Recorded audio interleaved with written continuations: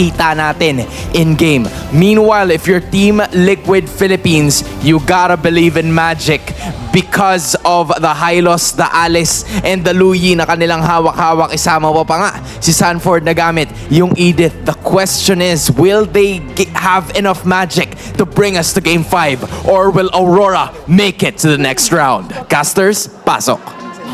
Ito na ang game number 4.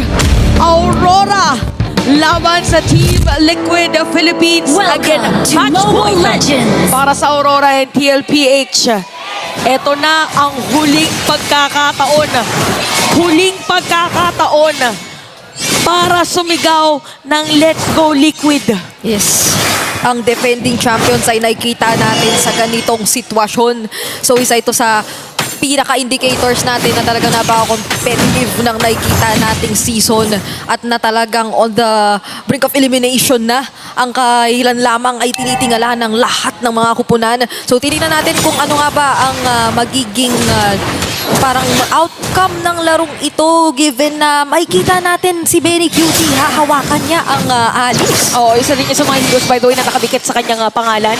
Nung mga time na uso pa sila Lunox, Yes. ayan, isa din si Alice. Ang difference nga lang ngayon is yung pinin-point ng ating game tambayan na parang nag-double down pagdating sa magic damage yung lineup dito ng Team Liquid Philippines. Pero meron din naman kasing meta before sa MLBB na way back Season 5, Season 4 na pag naka-magic ka kasi or super magic damage dependent ang inyong hero composition, ibig sabihin gusto nyo ng early game. Yes. At yung sinabi nga nila na very team fight heavy yung composition ay hindi naman malapong sobrang i-capitalize nila yung presence ng multiple sources of magic damage para talaga magka-advantage doon sa mga ganoong instances. So, inabangan natin especially yung mga first few objectives dito sa labang ito, lalo na yung first turtle, no, kung ano ang magiging takbo na laro na ito for Team Liquid Philippines kasi napakarami nga nilang potential sources ng ganoong klaseng pwedeng maging tipo ng aggression. At ngayon pa lang yata ay nakikita na natin ito ng paunti-unti. Si JPA tamang hanap lang at ang presence pa rin talaga ng Suyo with, or in terms of securing objectives, yung isa sa mga kailangan natin respetuhin. At ayun na nga, in action, TLPH secures the first turtle of the game. Pagkakasabi mo na grabe mag-secure ng objective ay nakasecure nga dito ang Suyu ng side ng TLPH and sa may top lane natin parang ang abangan natin dito is kung paano yung magiging rotation for Benny Cutie kasi Alice is known to be a hero din na parang expect mo to be part of a team fight agad at mas makakapitalize siya kung makakapag-roam around the land of Dawn. Yeah. So the typical pattern pa rin para sa ating mga championship teams. Grabe dito ang yung paggamit ng Hylos ni JP ay literal walang pagtatago o kung ano man. Hanap at dikit lang doon sa mga miyembro ng Aurora MLBB na kanilang sinascout. So, eto naman yung version ng kung ano mang magiging rotation ng Team Liquid Philippines na well-informed talaga sila sa kung saan man yung pwesto ng Aurora MLBB. So, hindi natin pa naman nakikita yung sobrang mga maaksyong laban natin. Parang tamang utilize lang the information as much as possible para makakuha kayo ng early advantage at magandang farming. Para paunahan lang yan sa sabihin natin pwestuhan pagdating dun sa mga farm areas. Ang ano lang dito is parang different kasi yung sabihin natin skill set with the Minotaur and even this Hylos na nakikita natin ngayon na tinatarget ng mga players ng Aurora.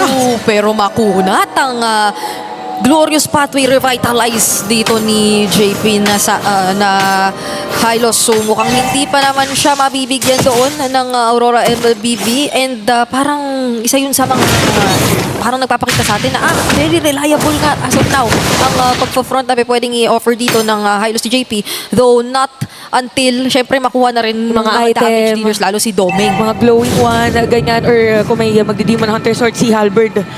Tingnan natin kung ganun yung magiging takbo or early ba siya na i-build para dito sa mga players ng Aurora. So okay, makikita natin na magkakaroon na rin ng turtle para sa ating game. So unang pupwesto dyan is going to be JP para nandun din ang dalawang players ng side ng Aurora para magbigay din ng vision sa kanilang team. Dito natin matatansya kung ano yung magiging takbo ng laban kung paano yung magiging team fight sa umpisa pa lang ng ating turtle. Ayan na nga si JP na naglatag na ng glorious pathway dito. So napakalaking espasyo ang naibigay nila muli para kay Carl TZ. Ang magiging trade na lang sa ngayon ng Aurora MLBB of course ay yung plating na nakuha ka ni Domeng dito sa bottom lane. Pero ang bilis na pagbaba dito ni Sanford and ni Cartizzi, pero na-anticipate din doon ni Paldomeng. Oh, tsaka parang nag-switch lane agad sila, no? Kasi si Benny Cutie nasa may top lane, tapos sa may bottom lane pa si Domeng. So, probably iniiwas din talaga yung rotation na gusto na maging part na rin si Domeng later on sa next na team fight, so may next na Turtles. So, ang dami nilang kakaibang MLBB yung ginagawa ng mga players natin eh. Oo, ang ano nga sa sobrang tansyado din at ingat pala nila dito ay maski yung attempt doon sa bottom lane ni Domeng ay parang na-sense na niya agad. Pero Flicker force out dito mula kay Renegade.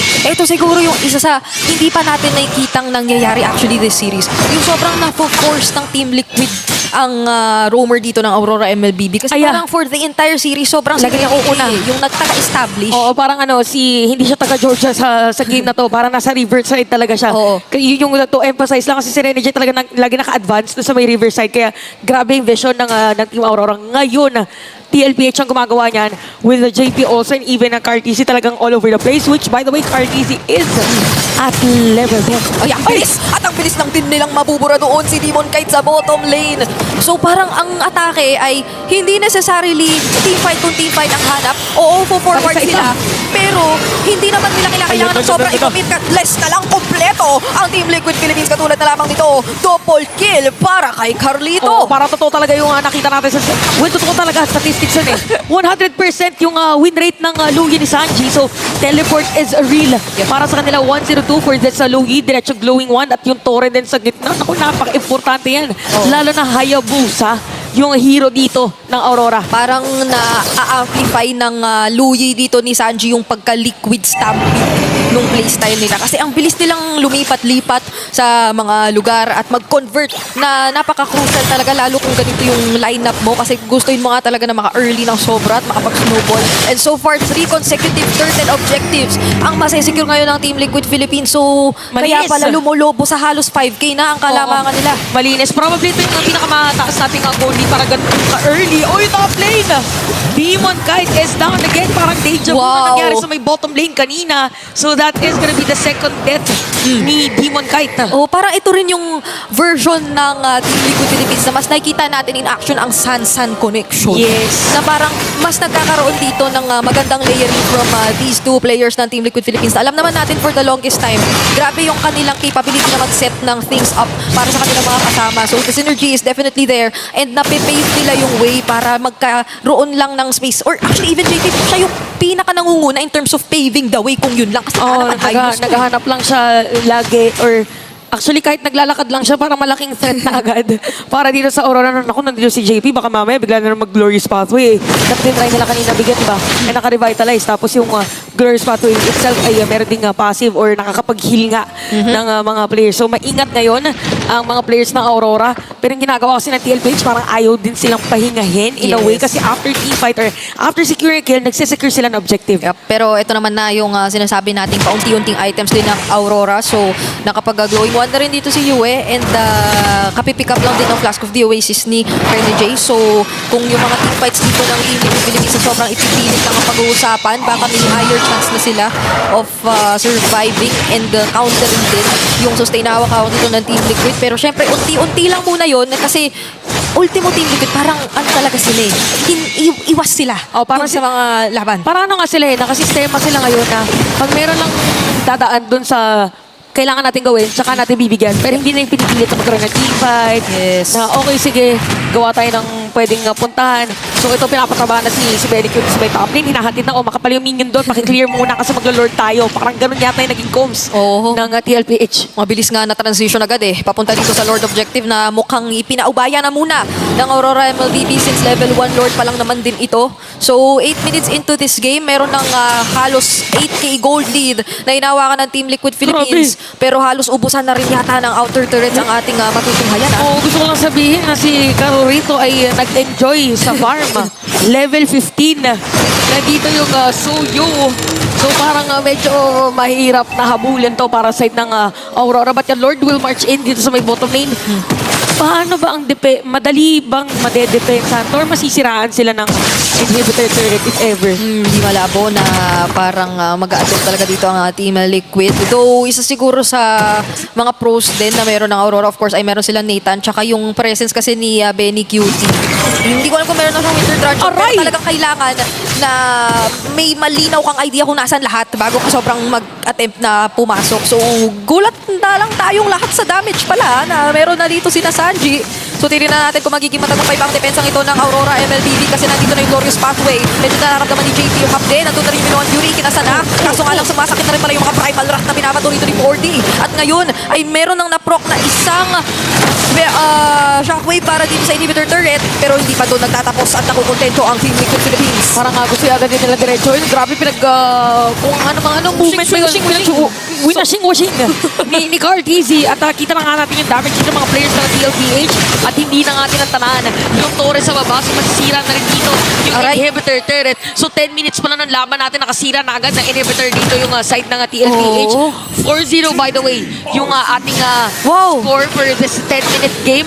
At parang walang makapasok dito ng mga players ng Aurora. Pero try set up play na hinahanap nila. Ayun na nga, di mo kahit papasok din sa likod pero paghahatian naman yung damage. Kaso nga lang nandoon na rin yung ibang mga makakatakas with the diversion out. At ngayon, teka lang, magkakaroon yata ng magandang palitan dito si Carolito at Edward. Pero double kill yun para kay Benny Cutie. So okay, tatlo naman tayo para sa side ng Aurora. Dalawa naman para dito sa side ng TLPH. At yung Torres sa gitna ay konting-konti na lang. Masisira na dito ng TLPH. Parang inaantay na lang nila anytime. Benny Cutie and Sanford is here for the pressure against the Aurora. At ito yung mga games na medyo masakit sa ulo kasi parang kung ikaw yung TLPH, parang inaantay mo din na okay, sige, magkakamali dito yung Aurora. Pero Aurora parang ayaw din na magkamali. Pero for TLPH, grabe yung pressure. Talagang pressure is real. Yes, hindi ko maipaliwanag kung gaano kahalaga ang lapang ito para sa Aurora. Definitely na pagka nakuha nila ito ay ibig sabihin nun, lagpas na sila sa play-ins at sila na ay mag-advance sa day number 2. Isang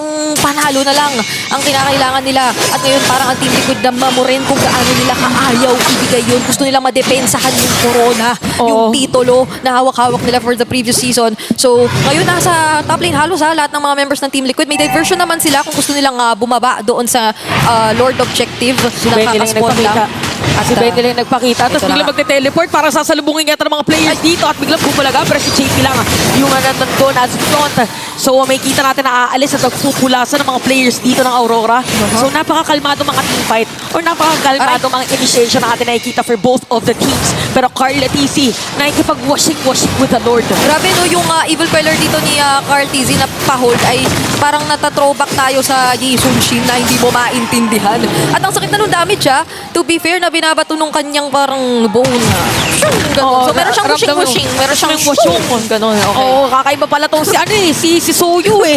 Ang dami palang trip eh. Meron siya, yung una Washing, naman tsaka ay, ano yung isa? yung first skill niya, yung babato niya yung maliit na sword niya, tapos susunduin niya. Yun naman ay, ganon. Paano? Hindi no, Hindi ko nga narinig.